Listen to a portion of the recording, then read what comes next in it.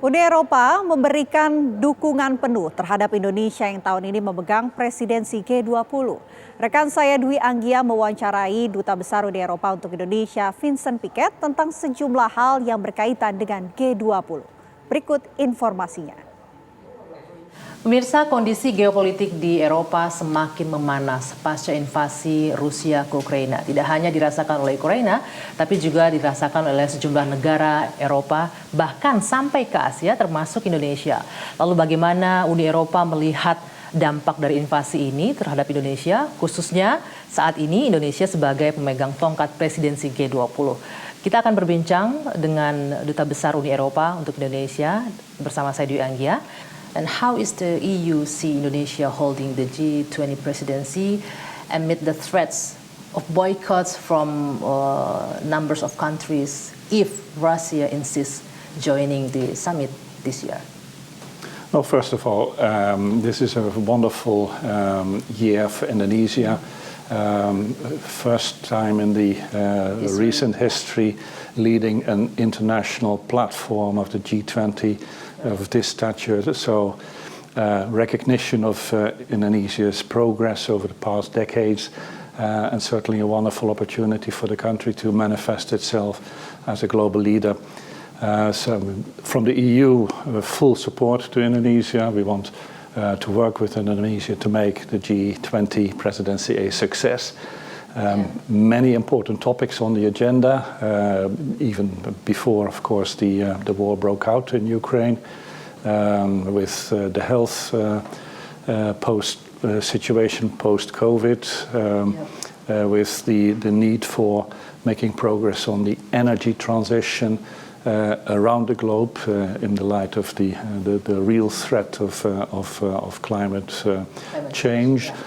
And lastly, also the challenge of the digital transition of all economies, of course, the developed and the emerging ones, but particularly also in the developing world. So a major task ahead. And all of this, of course, is set against the backdrop of the Russian war against Ukraine. Now, nobody could have foreseen that. Nobody foresaw it, except persons in the Kremlin. So this is a major upheaval that Indonesia, as well as the other G20 members, have to face, and we will have to come to terms to it somehow. You said that EU give a full support for Indonesia as the presidency. How the EU will contribute in this summit?